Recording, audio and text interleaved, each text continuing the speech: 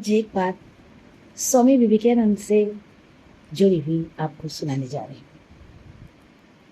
ये बात मैंने भी एक पुस्तक में पढ़ी थी, कोटेशन में पढ़ी थी, और इसी का उल्लेख रत्ना राय जी ने भी अपनी पोस्ट में किया है। कहते हैं, एक बार स्वामी विवेकानंद जी के पास एक युवक आया और उसने उनसे कहा, गुरु जी, स्वामी जी, मैं आपसे गीता का ज्ञान चाहता हूँ, गीता पढ़ना चाहता हूँ। उन्होंने उस युवक को ऊपर से नीचे तक देखा और मुस्कुरा कर कहा कि जाओ, 6 महीने तुम फुटबॉल खेलो, उसके बाद मेरे पास आना और मैं तुम्हें गीता का उपदेश, गीता का ज्ञान दूंगा। ये सुनकर के वो व्यक्ति आश्चर्यचकित रह गया।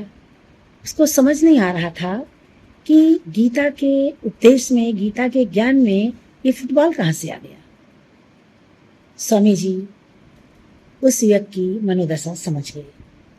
उन्होंने मुस्कुराते हुए कहा, मैंने तुम्हें ऐसा करने के लिए इसलिए कहा है कि जो गीता का ज्ञान है, गीता का उपदेश है, एक महारथी के द्वारा एक शूरवीर को दिया गया है।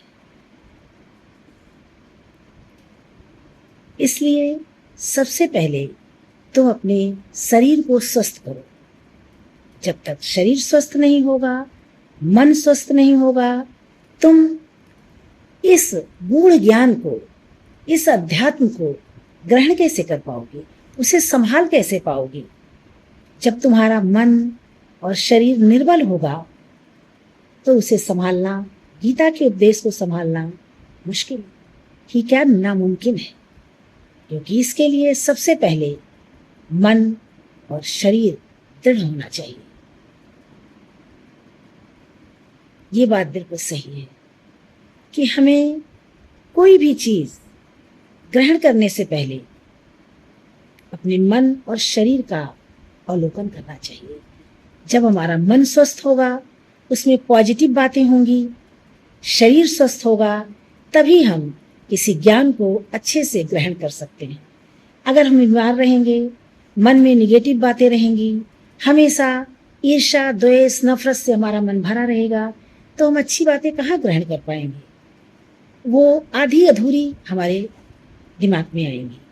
उसका कोई भी सार, उसका भावार्थ, उसके अंदर की गूढ़ बातें हम समझ ही नहीं पाएंगे। क्योंकि स्वस्थ शरीर के अंदर ही स्वस्थ मन का निवास होता है, और जहाँ स्वस्थ मन होता है वहीं विचार भी स्वस्थ होते हैं, व्यवहार भी स्वस्थ होता है, और हमारी सोच भी स्वस्थ होती है। हमारे मन से निगेटिव बातें निकल जाती हैं, नफरत, ईर्ष्या, द्वेष, अहंकार परे चला जाता है, और जहाँ पर ये चीजें नहीं रहती हैं वहीं अच्छी बातें मन में घर करती हैं। तो गीता को पढ़ने से पहले, आत्मसात करने से पहले हमें अपने मन और शरीर को स्वस्थ रखना होगा। अपने 6 शत्रुओं को विजित करना होगा, उन पर काबू करना होगा। वो 6 शत्रु कौन है? काम, क्रोध, लोभ, मोह, मद और मत्सर।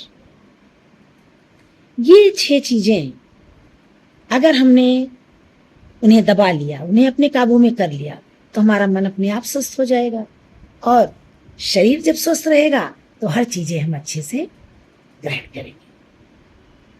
तो स्वामी जी ने जो बात उस युवक से कही थी, उसके पीछे का कारण ये था कि किसी भी गूढ़ रहस्य को जानने से पहले, अच्छी चीज को जानने से पहले वैसा बनो, तब हम उस चीजों को ग्रहण कर पाएंगे। हमारे मन में वो भाव हो, दृढ़ संकल्प हो, तब वो चीजें का जो है सक्सेस होंगी, हम उसमें कामयाब होंगे, अन्यथा कामयाब नहीं होंगे। है ना ये बात?